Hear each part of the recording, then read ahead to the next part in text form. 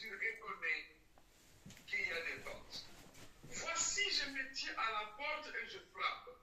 Si quelqu'un entend ma voix, ouvrez la porte, j'entrerai, je souperai avec lui et lui avec moi.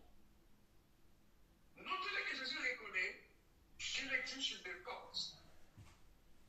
Pour y accéder, il fallait frapper. Frapper signifie la prière. Alors notez dans vos cahiers de notes, il existe plusieurs sortes de portes. Il existe plusieurs sortes de portes. Il y a la porte il y a des portes de famille. Portes de chaque famille. Là, nous parlons de portes invisibles qu'on ne voit pas. Des portes de famille. Il existe des portes dans chaque pays. Il y a des portes d'entrée dans cette ville-là dans les plans spirituels. Il existe des portes des nations. Il existe des portes de l'administration.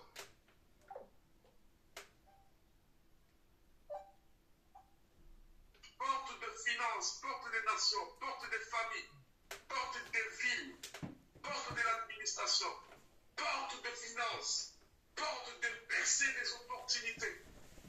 Retenez que toute notre vie exige des portes. Et si l'apôtre Paul demande aux chrétiens, priez pour moi, pour qu'une porte me soit ouverte pour l'évangile, ça veut dire que ces portes-là exigent des prières violentes et puissantes pour que la gloire de Dieu puisse descendre. C'est pourquoi, chrétiens, servantes, serviteurs de Dieu, nous vivons dans un monde où il y a des portes du séjour des morts, des portes de blocage, des portes dirigées par des forces du mal. Mais nous devons prier pour que des portes s'ouvrent dans les plans invisibles, afin que l'évangile du Seigneur soit prêché. Jésus dit, je me tiens à la porte et je frappe. Frapper à la porte signifie prier. Jésus nous révèle que nous devons prier pour que des portes s'ouvrent. Dans notre première étape de notre enseignement, nous voyons que l'apôtre appelle les chrétiens à persévérer dans la prière.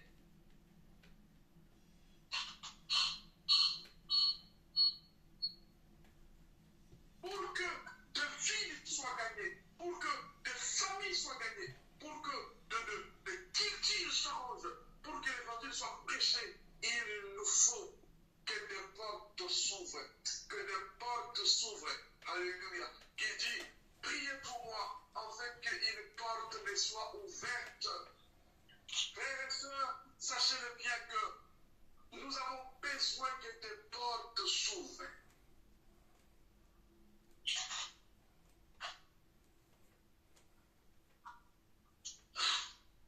Nous avons besoin que des portes s'ouvrent.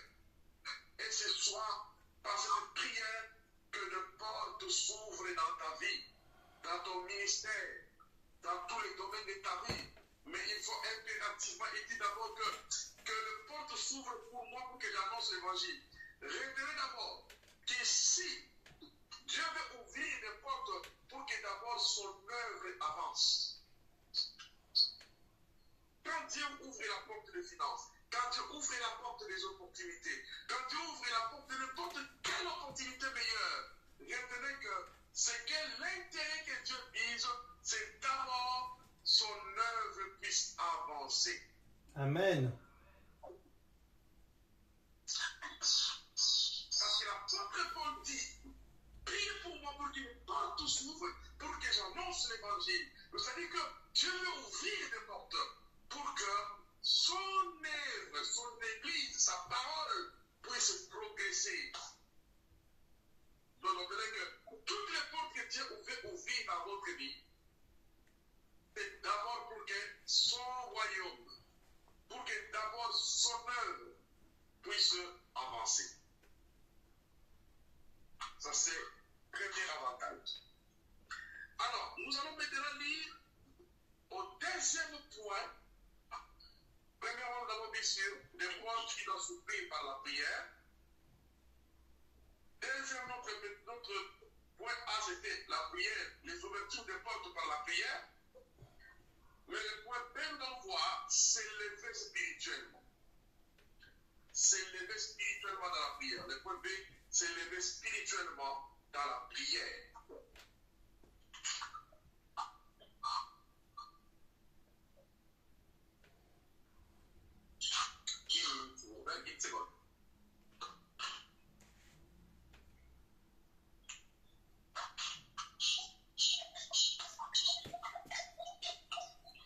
Excusez-moi. Je ne suis pas loin. On n'en doute pas, mon pasteur. Merci beaucoup. Je suis là. Le chef du long, là où je l'ai caché.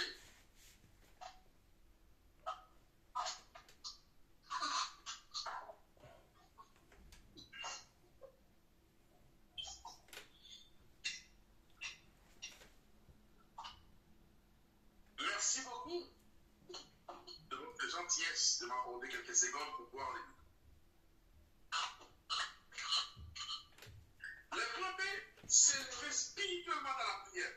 Nous allons voir Apocalypse chapitre 4, verset 1 jusqu'au verset 2. Apocalypse chapitre 4, verset 1 jusqu'au verset 2. Nous allons voir le premier point. Des portes qui s'ouvrent par la prière, ouverture des portes par la prière, et des abonnements s'élever spirituellement.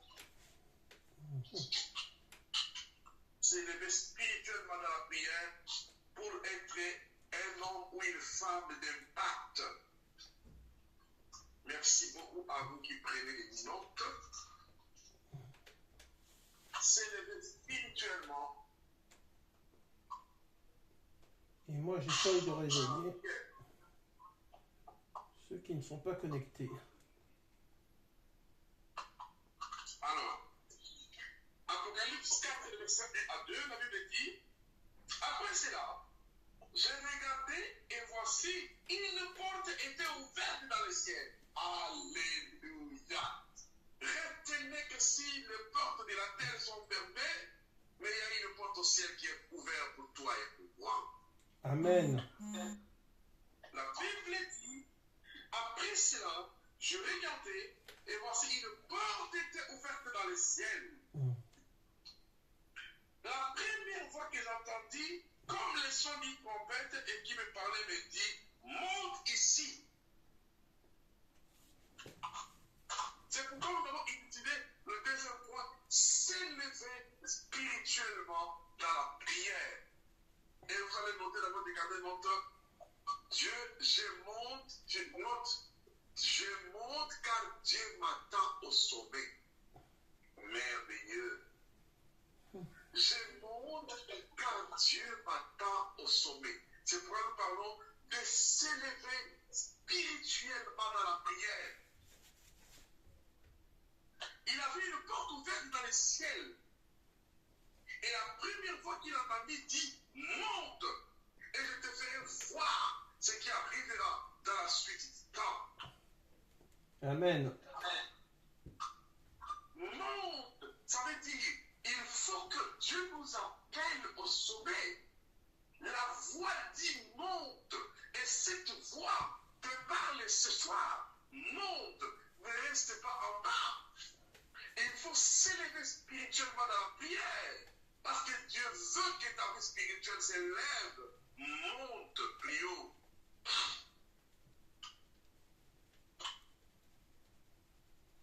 J'entendis une voix qui me disait, monte. Et il fit ravir à l'esprit pour s'élever dans la prière, pour monter dans la prière. Ce n'est pas l'œuvre de la chair. Il faut que l'esprit commande la chair à monter.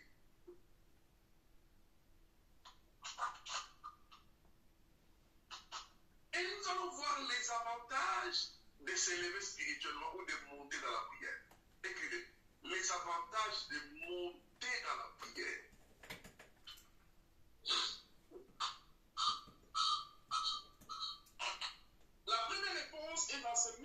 l'Apocalypse 4, 1 à 2. Il dit, monte ici et je te ferai voir. Celui qui monte à la présence de Dieu, celui qui s'élève spirituellement dans la présence de Dieu, il se passe quoi d'abord? Dieu lui fait voir des choses qu'il ne montre pas à tout le monde. Donc, écrivez que quand on s'élève spirituellement dans la prière, nous avons accès à la révélation de Dieu. Quand on monte, quand on s'élève spirituellement, nous avons accès à la révélation de Dieu. Monte. Quand Dieu t'attend au sommet.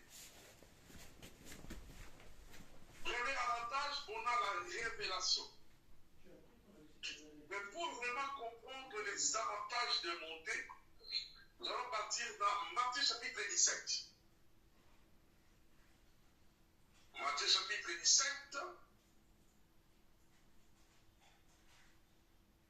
les versets premiers jusqu'au verset 9. Je vais lire la Bible pour que tout le monde regarde dans sa Bible à la maison. La Bible dit, 6 jours après, Jésus prit avec lui Pierre, Jean et Jacques, son frère.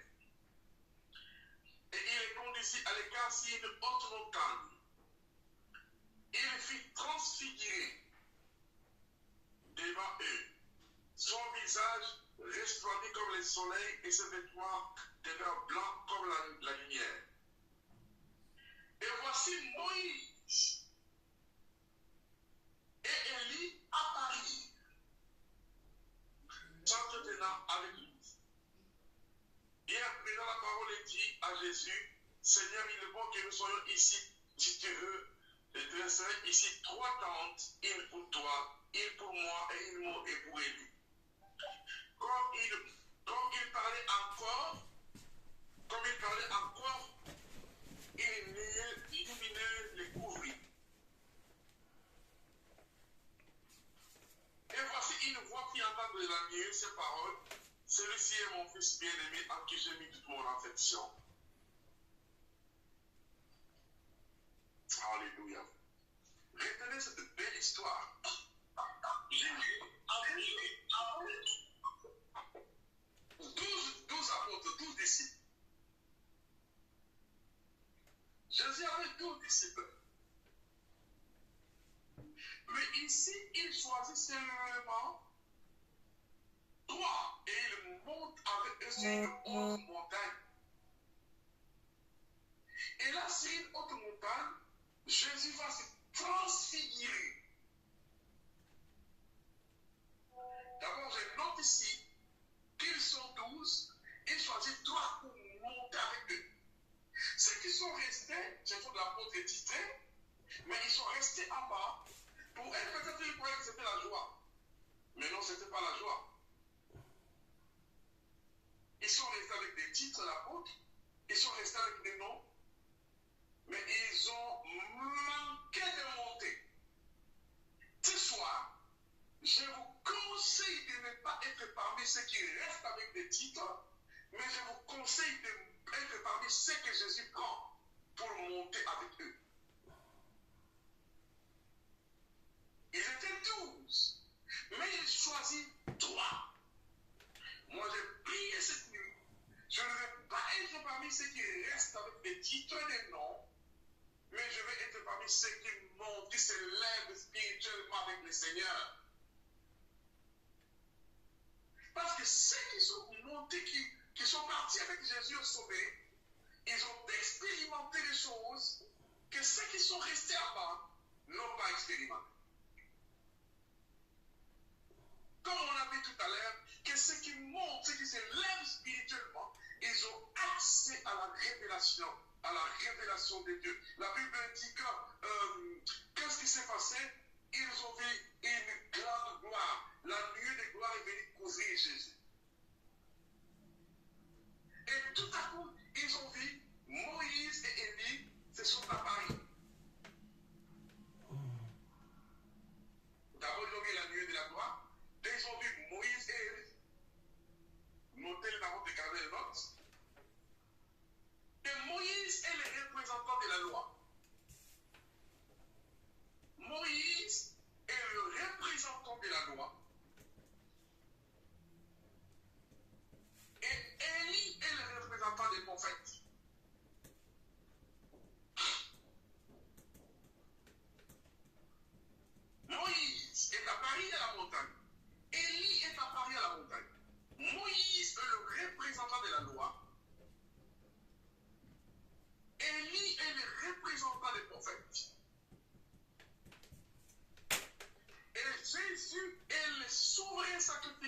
de la nouvelle alliance. Ok. Donc il y a trois personnes sur la montagne. Moïse, Élie et Jésus. Moïse est le représentant de la loi. Élie est le représentant des prophètes. Et Jésus est le représentant et le souverain sacrificateur de la nouvelle alliance. Tous trois sur la montagne. Et les apôtres de Jésus ont vu Élie. Ils ont vu Moïse.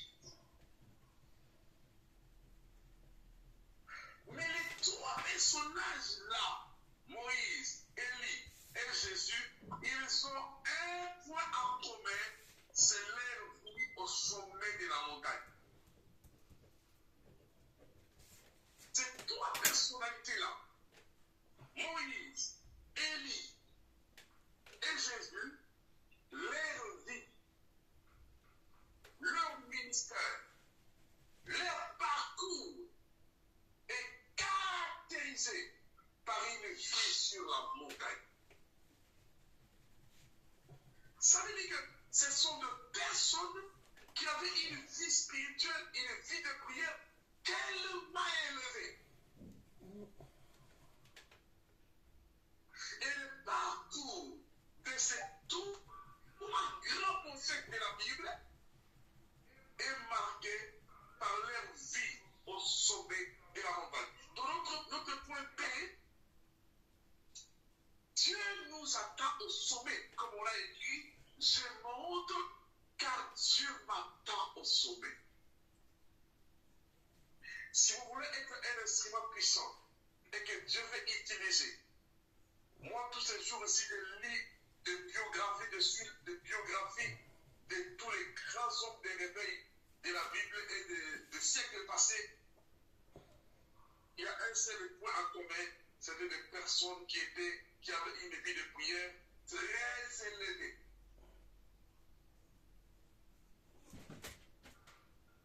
Écrivez ceci. La montagne nous révèle la gloire de Dieu. C'est-à-dire que quand tu te lèves, on appelle ça la montagne, c'est une vie de prière élevée. Quand tu parles de la montagne, tu parles d'une vie de prière élevée. Ce n'est pas grimper sur une montagne normale comme ça, ce qui n'est pas mauvais, mais quand on parle de la montagne de la Bible, on parle d'une vie de prière qui est très intense et élevée. Alors vous avez dit la montagne nous élève. Oui, la montagne nous révèle la gloire de Dieu. Merci. Voyez-vous que parce qu'ils sont montés sur la montagne, ils ont vu la nuée de la gloire est descendue sur eux.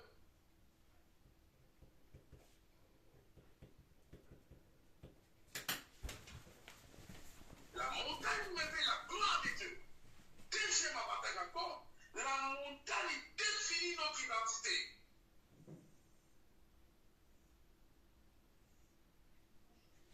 La montagne définit notre identité. Troisièmement,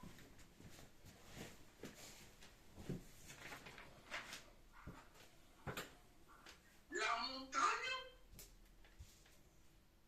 nous révèle, nous donne la connaissance du Dieu que nous servons. La montagne nous donne la connaissance exacte du Dieu que nous servons.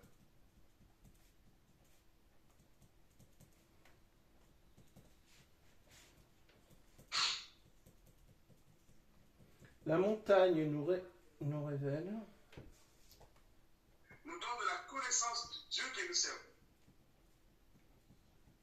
Donne. Et la montagne définit notre mission et notre mandat sur la terre.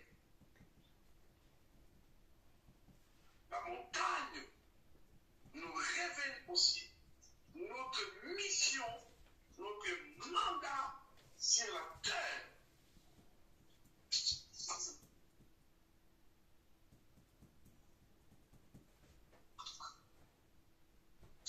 Yoda. montagne nous révèle aussi notre mandat et notre mission sur la terre. Et écrivez encore, la montagne nous établit dans le miraculeux. La montagne nous établit dans le miraculeux.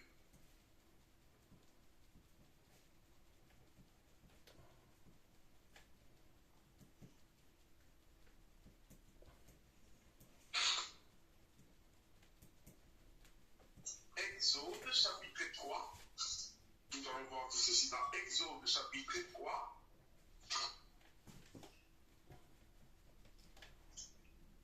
Chapitre 3 et chapitre 4, écrivez ces deux passages-là dans votre Bible.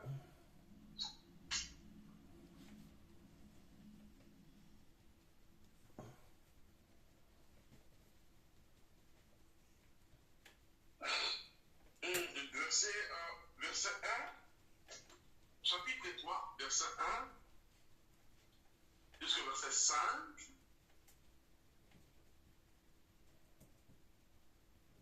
Vous pouvez lire jusqu'au verset 8. Ensuite, chapitre 4, le verset, Exode chapitre 4 encore, le verset 1, jusqu'au verset 4. Nous allons voir tout ce que nous voulons voir, ce que la montagne nous donne.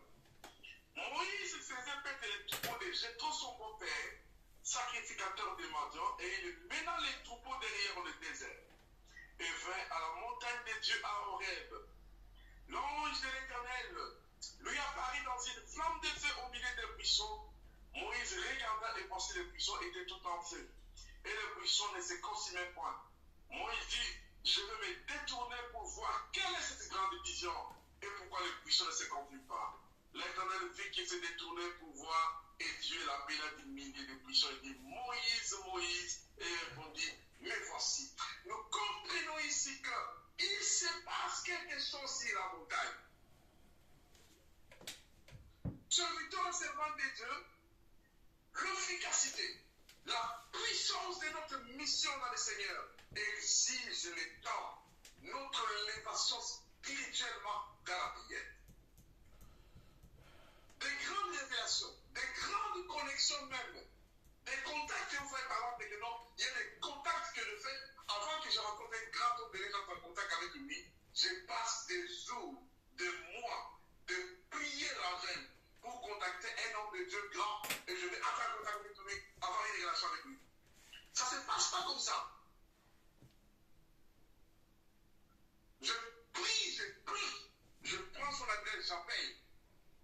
Tout de suite après, il répond. C'est-à-dire que quand vous vous élevez spirituellement, Dieu commencera à vous connecter avec des événements qui apparaîtront humainement impossibles, mais Dieu fera des choses dans votre vie.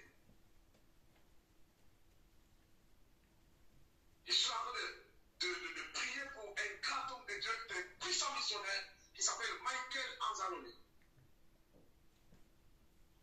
Quand je vais entrer en contact avec un homme de Dieu qui est grand, qui est puissant, il est missionnaire américain, mais il travaille en Espagne, il fait puissant travail en Espagne. Je lui ai écrit il y a quelques mois pour que je parle avec lui. Il ne me répondait pas. Mais hier, je vis qu'il m'a écrit. Que cher pasteur, je viens de lire ton message. Je trouve le temps d'entrer en contact avec toi, mais je suis content et je vais me connecter avec toi. Et je sens l'esprit me dire de travailler avec toi. Je dis, oh, gloire à toi, Seigneur. Gloire à toi, Seigneur. Gloire à toi. Il fait un puissant ministère en Espagne. Un très grand homme de Dieu. Je ne lui ai même pas encore dit quoi que ce soit. Aussitôt qu'il a lu mes messages, et il m'appelle, il me dit tout de suite, oui, je sens l'esprit de Dieu, il faut que je travaille avec toi. Moi, je me connecte avec toi. Je ne sais pas pourquoi, mais le Seigneur veut que je parle avec toi.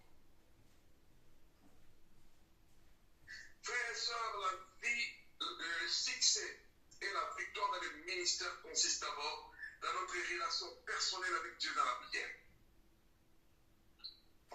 Dans la montagne, Moïse a rencontré son appel. Moïse a rencontré Dieu.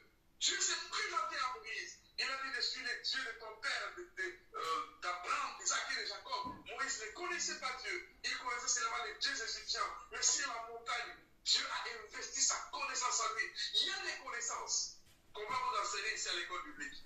Mais il y a des connaissances, ce sera toi-même avec Dieu sur la montagne.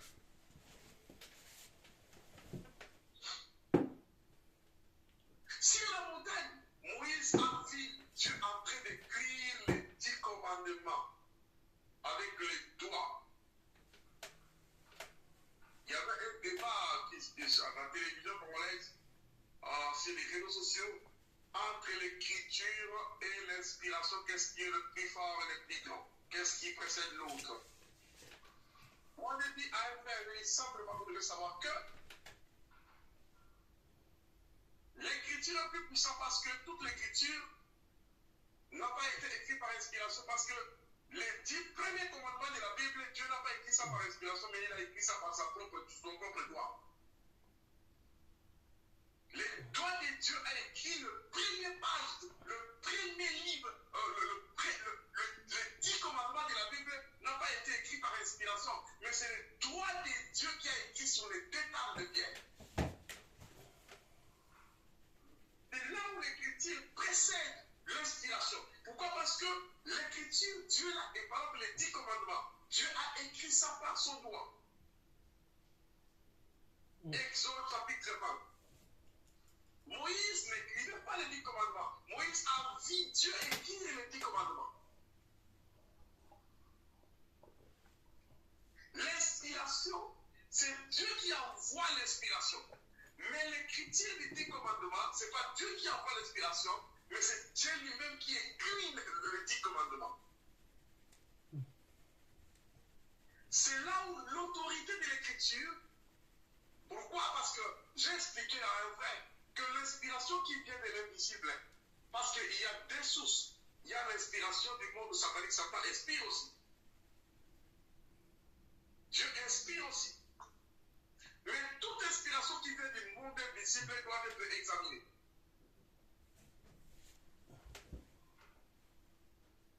Je ne suis pas là, je parle parce qu'il est l'écriture aujourd'hui. Mais je veux simplement vous révéler que, parce que Moïse est monté sur la montagne, il a vu Dieu descendre sur la montagne avec son doigt en train d'écrire les 10 commandements.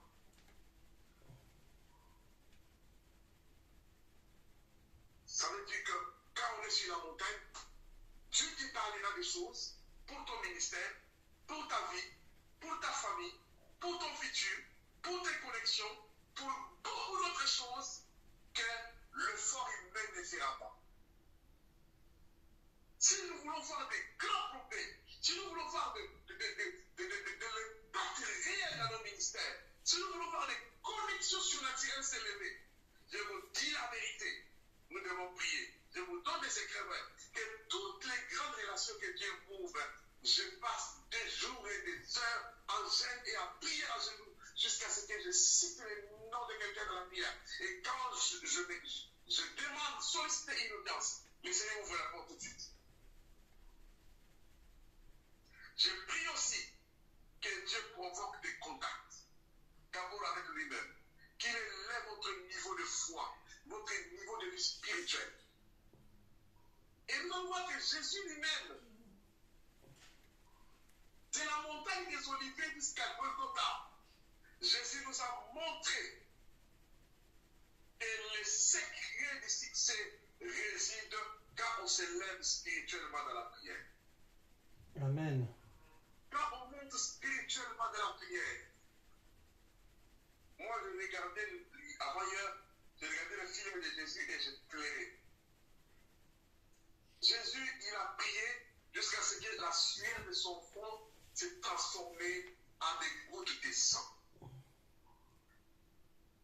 C'est lui qui était le Fils de Dieu. Pour créer le paradis sur la terre, il a prié jusqu'à ce que les gouttes de sang, de la sueur se transforme en des gouttes de sang. Et nous, des hommes,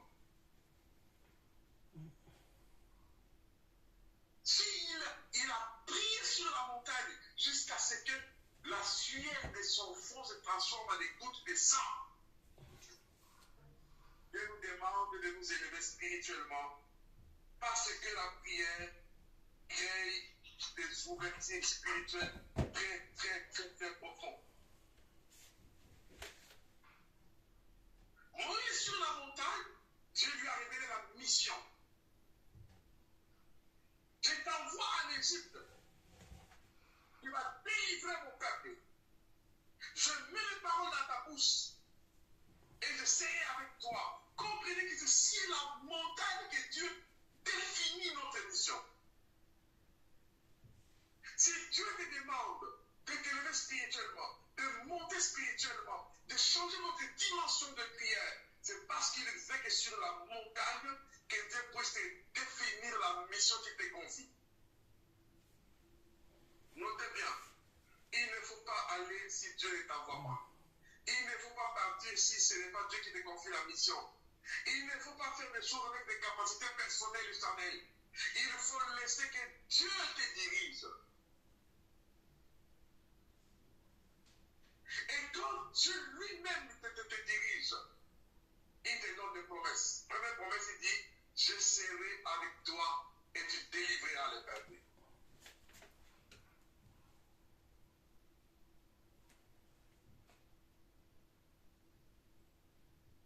Je serai avec toi et tu délivreras mon peuple.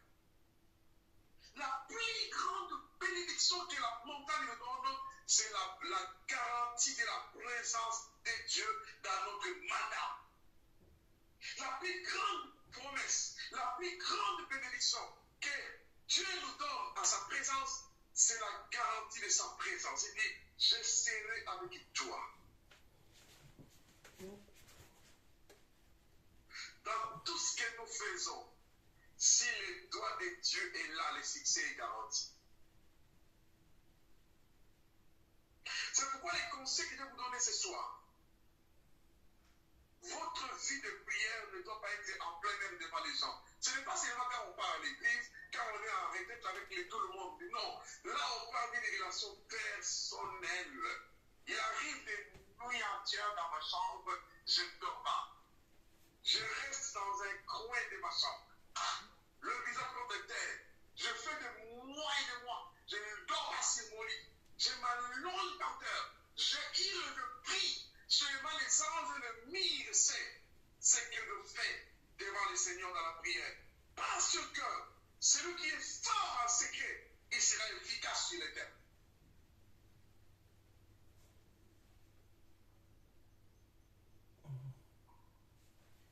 Dieu nous demande de monter. N'oubliez pas cette voie. Apocalypse 4, 1 à 2, la Bible dit, une porte fut ouverte dans le ciel. Et la voix qui est entendue me dit, monte. Ce soir, la voix qui vient du ciel te dit, monte. Que ta vie de prière monte. Que ta consécration monte. Laisse tomber la faiblesse, la paresse. Un homme de Dieu disait, il disait que les hommes et les femmes de notre siècle sont devenus obèses spirituellement. C'est-à-dire que votre esprit est saturé. On n'a pas beaucoup de temps de prière. On est sent lourd dans la prière. Comment voulez-vous faire des grandes choses si on ne se lève pas spirituellement? Quand on se lève spirituellement, Dieu s'engage à venir nous accompagner dans la mission. Moïse sur la montagne, il a appris la méthodologie pour opérer des miracles. Écoutez pour un autre point. Au chapitre 4, verset 1, il dit, Moïse dit, avec quoi délivrerai-je Israël de la main des Égyptiens? Avec quoi ça veut dire que les mains de Moïse étaient vides. Et vous devez savoir une chose, que si Dieu t'appelle dans le ministère, la première provision ne vient pas de tes compétences.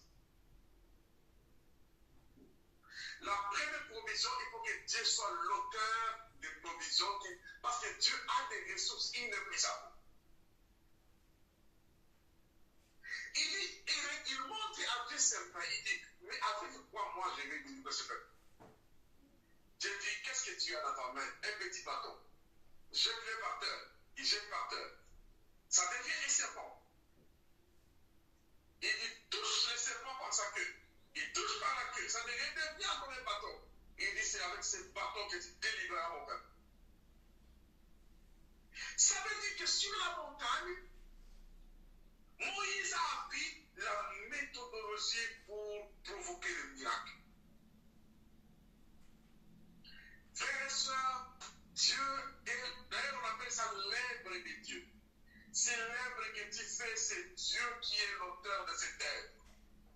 Tu commenceras les mains vides, mais tu finiras avec des milliards et des millions, parce que Dieu guidera tes pas vers des provisions que tu n'as aucune idée. Si c'est lui qui guide tes pas, si c'est lui qui te propulse, si c'est lui qui t'a raconté sur la montagne, ne te pose pas la question, comment je vais faire? Laissez Dieu guider tes pas.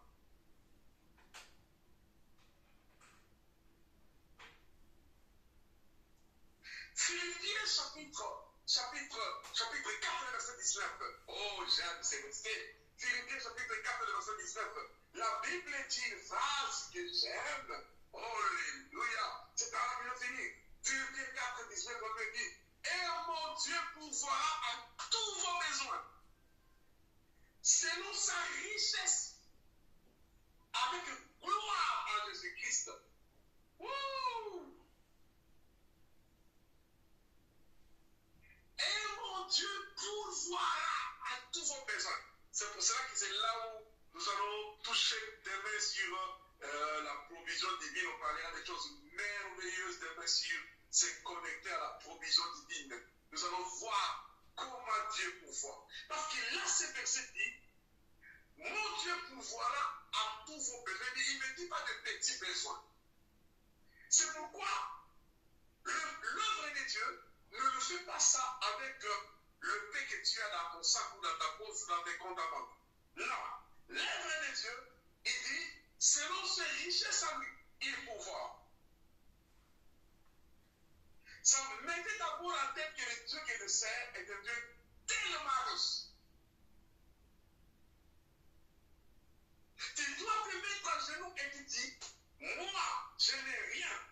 Mais la personne qui m'appelle, c'est Dieu. C'est son œuvre. Maintenant, avec mes mains vides, je prends ma foi. Je passe sur la richesse de Dieu. Et je m'avance. Je vous l'ai dit. Tu commenceras en bas. Tu commenceras avec rien. Mais à la fin de ta vie, tu te verras dans l'opulence. Parce que Dieu est un Dieu qui comble le vide, qui pourvoit aux besoins. Et quand tu fais des projets pour les choses de Dieu, ne le fais pas en petit. Faites-les en grand. Ne regarde pas qu'est-ce que tu as. Regarde qu'est-ce que tu as. God, alléluia.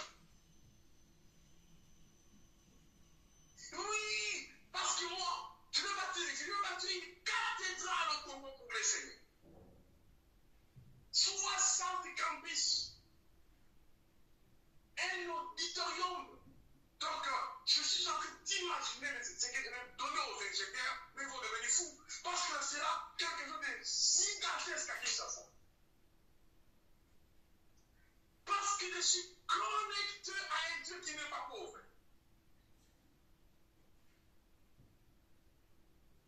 David a dit dans Psaume chapitre 23, l'Éternel est mon berger, je ne manquerai de rien. Il me dirige, il me conduit sur les sentiers de la justice. Il me dirige vers des eaux paisibles. Il me fait asseoir dans des verts pâtirages. Retenez que si c'est lui qui est avec toi, tu ne manqueras pas. Je dis toujours dans la paix spirituelle au Congo, vous n'avez aucune idée de ce qui arrive. Vous n'avez aucune idée de ce qui arrive. Mais les choses que vous allez voir là, moi je les voyais avant. Je vous dis ce soir que si vous vous connectez à la puissance de Dieu, rêvez de grandes choses avec le Seigneur. Planifiez de grandes choses avec le Seigneur. Et Dieu va pouvoir faire des projets de grandes églises, de grandes entreprises. Seigneur. Et Dieu accomplira des signes et des miracles. Il pourvoira à tous nos besoins. Moïse avait les mains vides, mais il a conduit un peuple. Moïse avait les mains vides, mais Dieu a bouleversé l'Égypte. Quand le peuple est sorti, la Bible dit qu'ils sont sortis avec de vases, de l'or, de l'argent, beaucoup de richesses.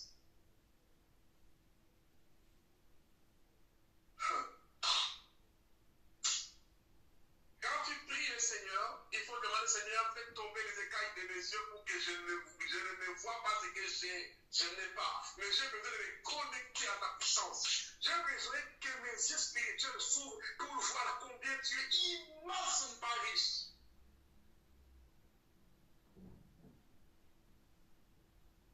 Dans le livre de Psaume 65, le verset 5 au verset 11, la Bible dit une chose que Dieu visite la terre et il lui donne l'abondance.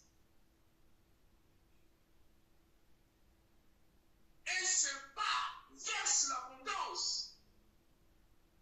Et Dieu dit, il remplit. Est-ce que quelqu'un peut me trouver ce verset-là vraiment? Est-ce qu'il y a un serviteur ou une servante de Dieu qui peut m'aider à lire? Je ne veux pas que moi je puisse les lire. Vous allez croire que c'est moi qui le dis ici. Chapitre 65. Psaume chapitre 65. Alléluia. Psaume 65.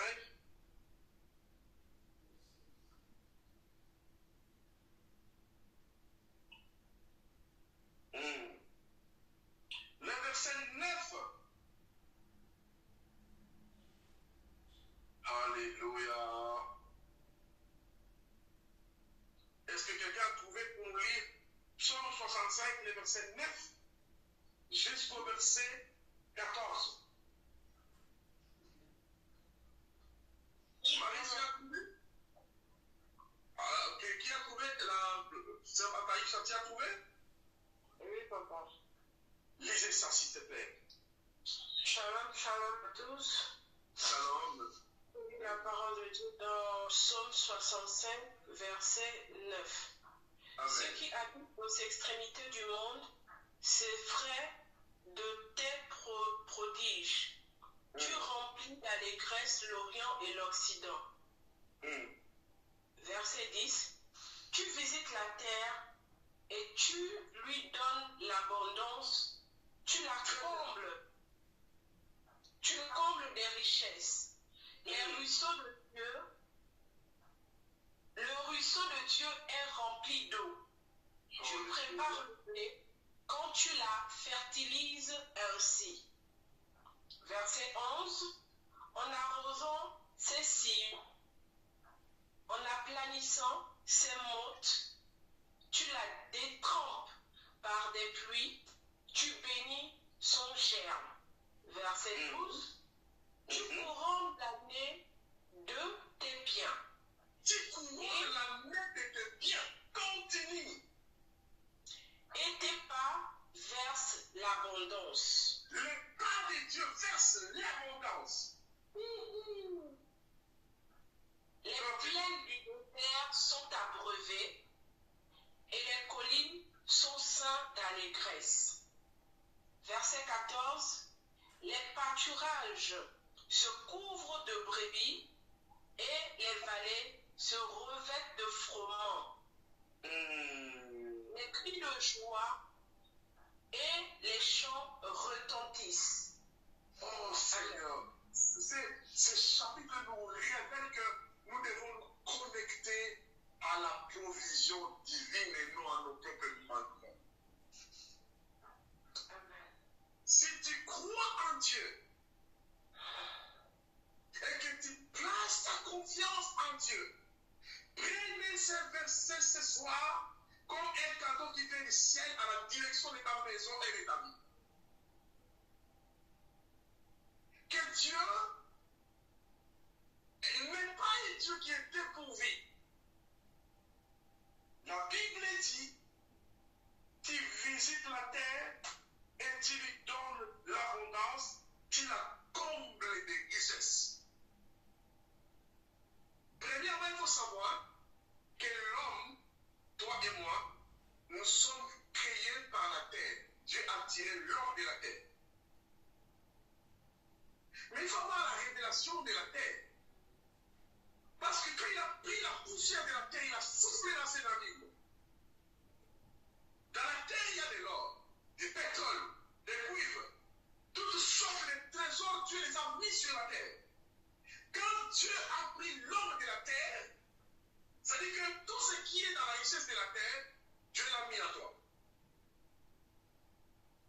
Et quand tu rencontres les divins développe la richesse qu'il a en toi. Amen. Ce soir, tu es pris de la terre qui est riche. La richesse est dans ta nature. Amen. Et par la prophétie, par la foi au Dieu de la Bible, j'entends que ces richesses qui sont dans ton corps se matérialisent dans ton esprit. Amen. Amen.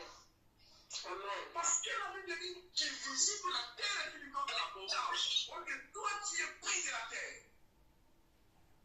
Je prie Dieu que tu ne retournes pas dans la poussière avant d'abord de remplir la terre de toutes les traces de la magistrature, de la richesse de Dieu qui est en toi.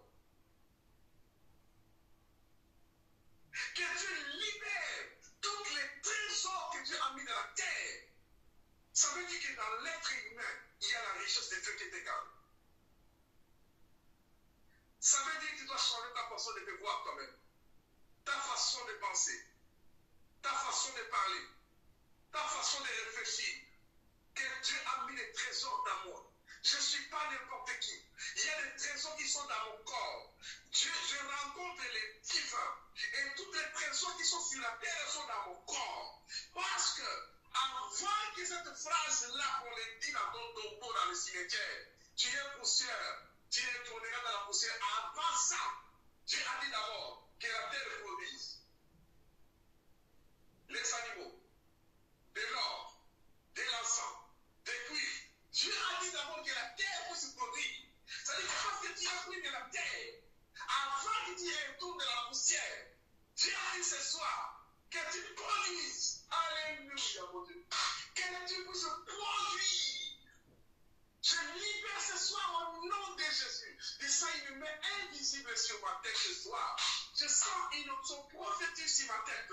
Je te déclare que tu n'es pas pauvre. La mentalité doit changer. Les choses doivent changer. Il y a de l'or en toi. Il y a des trésors en toi. Il y a des potentialités en toi. Et Dieu a dit que la terre produise.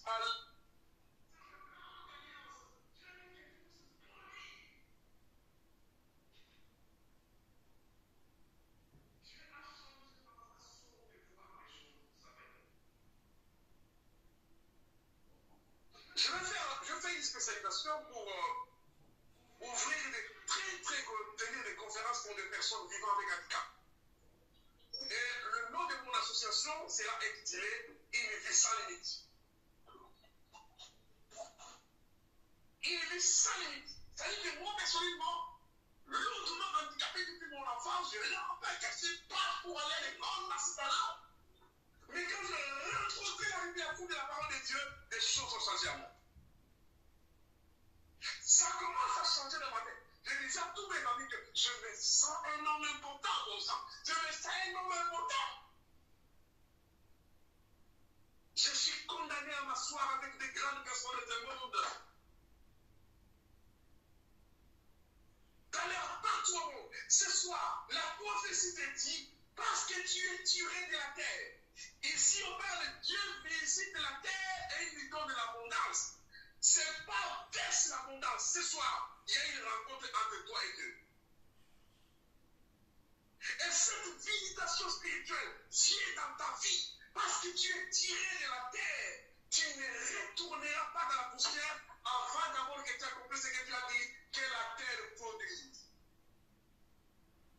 Les arbres, des choses. Donc, tu dois être productif. Dieu t'a pris de la terre pour que tu puisses être productif sur la terre. Je détruis toute forme de stérilité dans ta vie, dans ton ministère, dans tes affaires. Que la stérilité spirituelle disparaisse au nom de Jésus.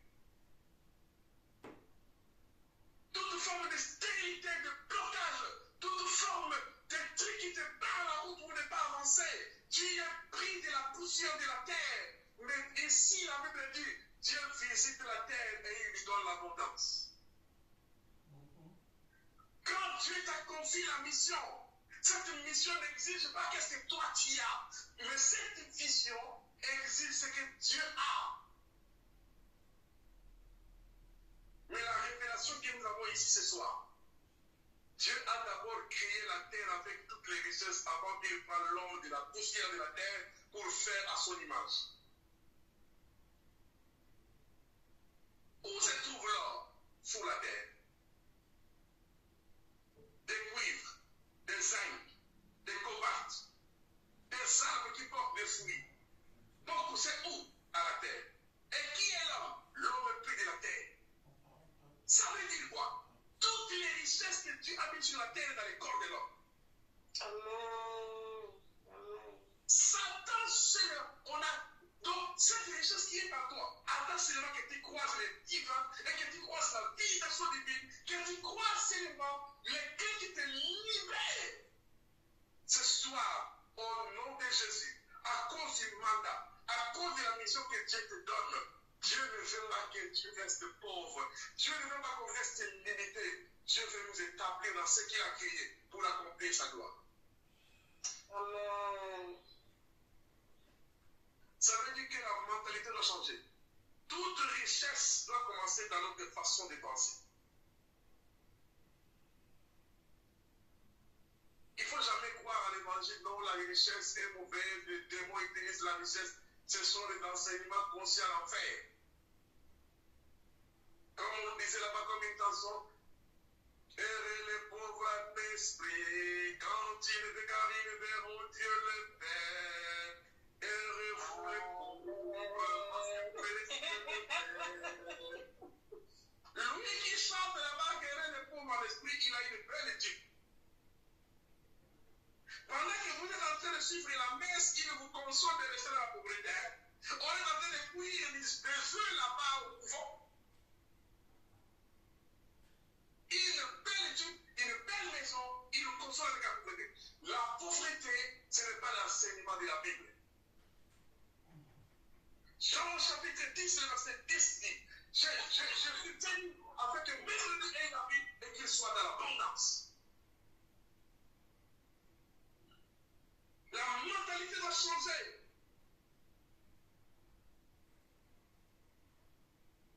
Et ce soir, nous avons une soirée de connexion divine. Dieu libère tout ce qu'il a créé pour nous. Je suis en train de monter un dossier pour chercher le financement parce que une association pour des personnes vivant avec handicap.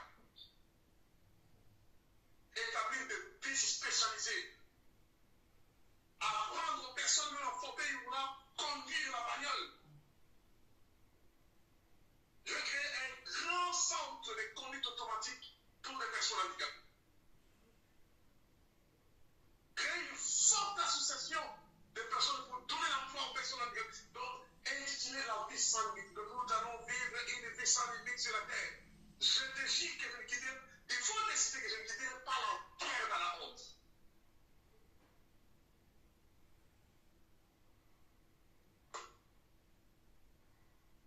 Il visite la terre et Dieu lui donne l'abondance. Et les pas de Dieu versent l'abondance.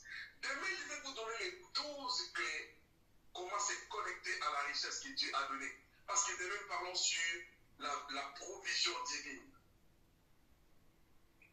Nous parlerons de toutes les clés possibles pour accéder à ce que Dieu a créé le meilleur. Dieu a créé le monde merveilleux. Et demain, je vous parlerai sur les transferts de richesses qui doivent quitter le main des païens pour le main de ceux qui vont accomplir le mandat du temps de la mort. Demain, nous parlerons sur le mandat, une alliance qui vous établit sur toutes les richesses de Dieu. Alléluia. Soyez bénis ce soir. Soyez bénis parce que nous sommes connectés à un Dieu qui est un Dieu merveilleux. Amen. Nous sommes connectés à un Dieu qui est un Dieu merveilleux, un Dieu puissant.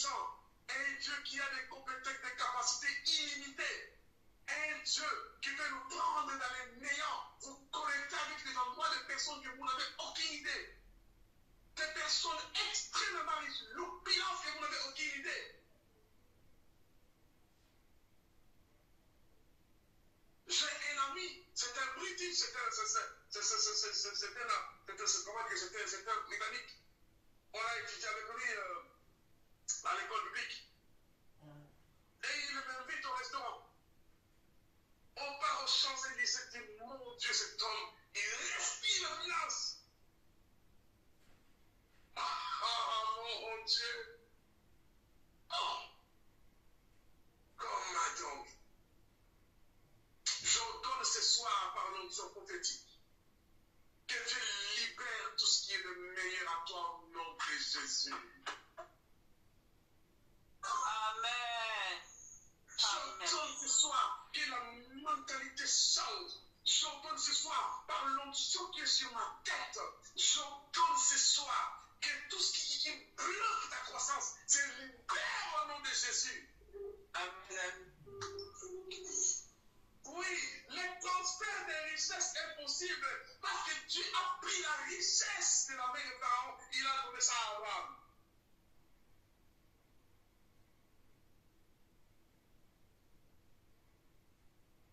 Genèse chapitre 13, le verset 2 à 4, la Bible dit que Abraham était très riche en or, en argent, en troupeau.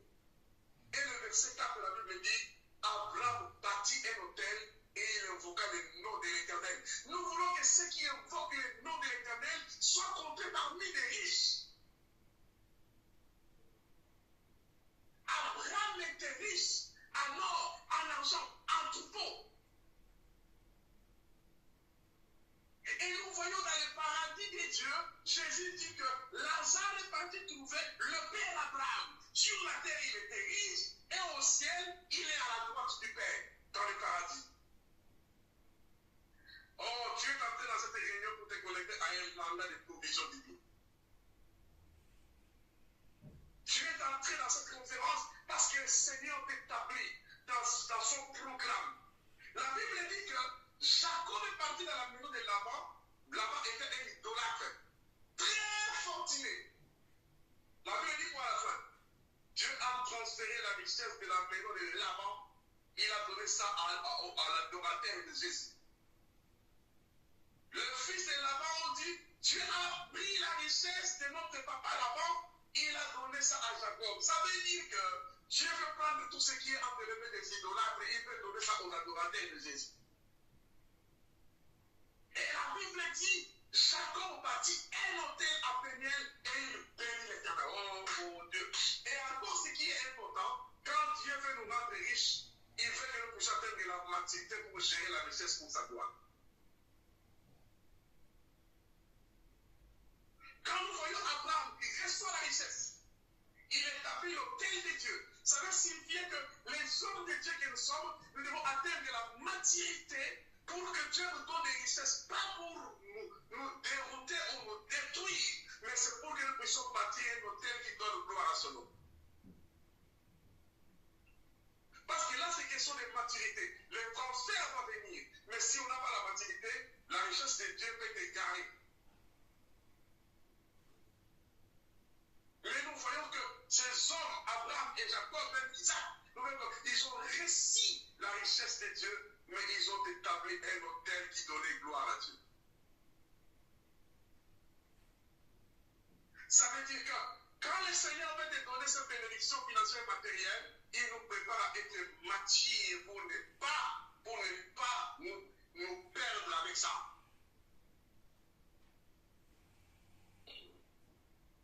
Même si je nous donne un jet privé, beaucoup de millions, de grandes relations de marque, reste humble et établis l'autel du grand Dieu et donne gloire à Dieu.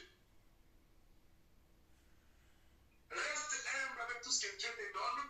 Fais preuve de la maturité comme Abraham, comme les autres bien-aimés ont manifesté la maturité en gérant les biens que Dieu donne. Parce qu'il donne les biens avec objectif.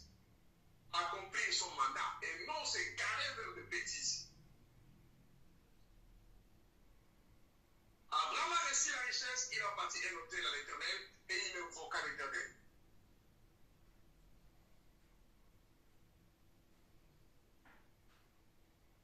Et nous allons voir pour finir les quelques pourcents de minutes les trois engagements qu'un homme de Dieu doit prendre quand il accède à la provision divine. C'est là où nous allons finir. Il me reste quelques minutes. Les 3 engagements qu'un homme de Dieu doit prendre quand il accède à la provision divine. Nous allons voir les 3 engagements qu'un homme de Dieu doit prendre quand il accède à la provision divine. Genèse chapitre 28.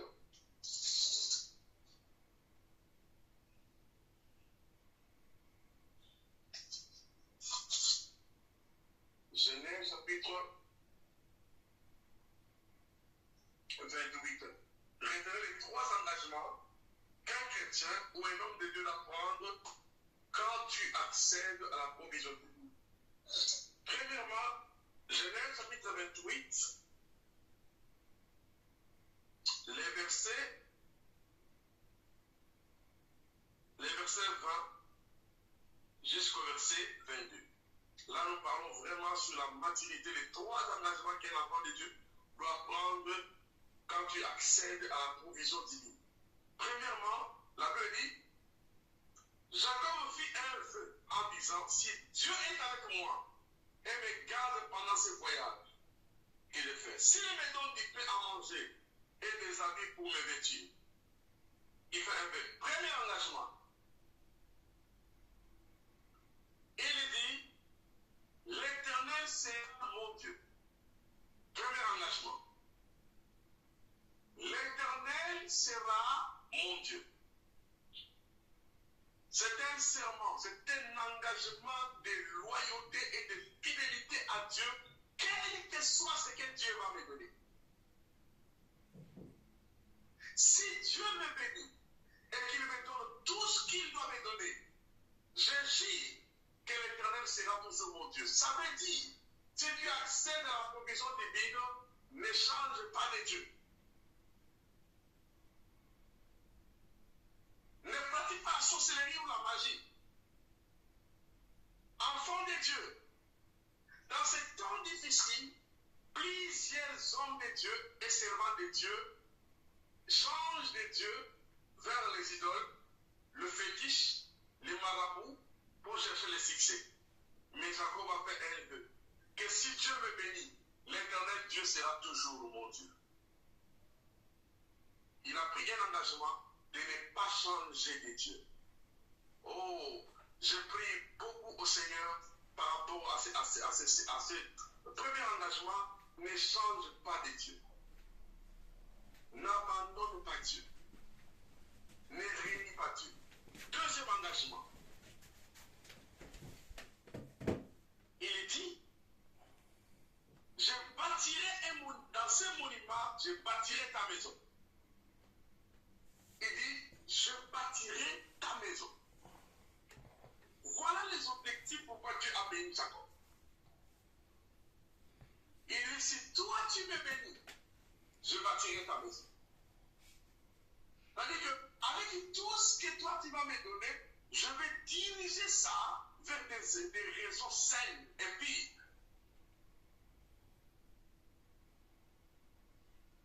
C'est-à-dire quand Dieu nous donne des choses qui viennent de lui, il veut que nos motifs et nos mobiles soient sains et purs devant lui. Il dit, je bâtirai ta maison. Serviteurs et servants de Dieu, Dieu cherche des hommes et des femmes qui peuvent être loyaux, que si Dieu lui donne l'argent, il bâtira la maison de Dieu avec ça. Qui peut prêter serment, que si tu me bénis avec ce que j'ai, moi, je bâtirai ta maison. Moi, je ferai progresser ton œuvre. Même avec le peu déjà que tu gagnes, fais en sorte qu'avec le pain que Dieu te donne déjà, fais progresser l'œuvre.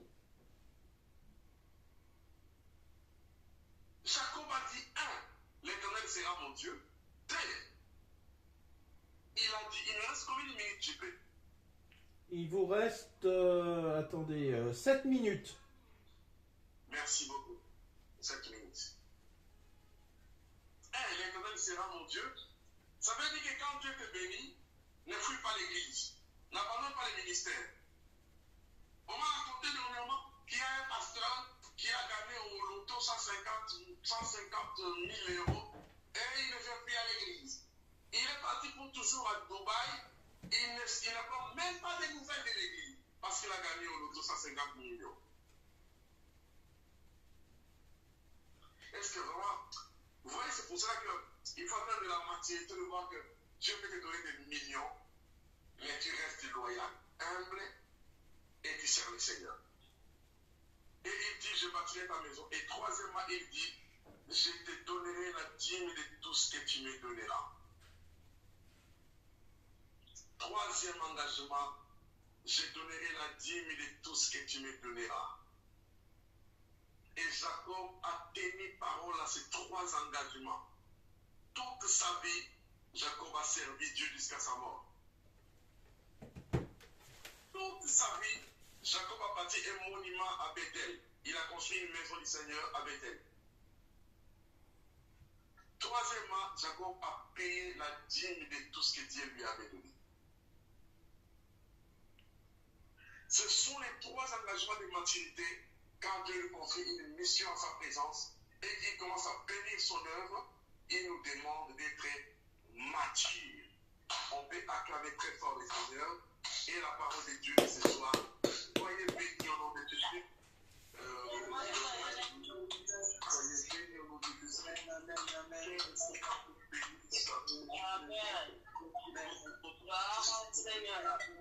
Alléluia. Donc, que le Seigneur puisse vous établir dans son alliance. Que le Seigneur vous libère dans la production. Que le Seigneur vous vers tout ce qui cache des dors en vous. Moi, quand je regarde, tu ne retourneras pas dans le ciel, tu ne restes rien sur la terre. Non. Dieu a les soyeux produits et la terre produise des herbes, des arbres et des choses. Dieu t'a créé pour être productif. Amen. Pour laisser les camps. Et ce soir, le Seigneur libère tout ce qui se cache en toi. Amen. Il ne veut pas que tu retournes sur la terre en disant que je n'ai rien produit de magnifique sur la terre. Ce n'est pas la faute de Dieu. Tu dois te proclamer à libérer tout ce que le Seigneur a mis en toi. Amen.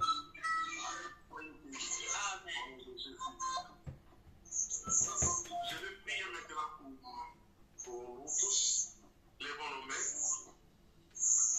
Père Céleste, avec humilité, tes enfants, tes serviteurs, tes ministres, serviteurs de servants, se sont rendus disponibles pour venir, Seigneur, participer et écouter cet enseignement. Je les bénis au nom de Jésus. Je demande que ta grâce et ta faveur puissent les accompagner. Que l'onction du Saint-Esprit les libère. Le bénisse les libère, qu'il monte dans leur vie de prière. Que leur vie de prière monte au sommet dans le nom de Jésus. Et que toutes les portes qui étaient fermées s'ouvrent dans le nom puissant de Jésus-Christ. Je te donne gloire et honneur pour toujours au nom de Jésus. Amen. Amen. Ok, je laisse la parole à notre bien-aimé pasteur Patrick s'il y a quelque chose à dire. Est-ce que, pasteur Patrick, ouvrez votre micro, je vois que tu as demandé la main, tu as demandé la parole. C'était pas vraiment pour demander la parole, c'était pour lever la main parce que je suis en mode audio. Oui.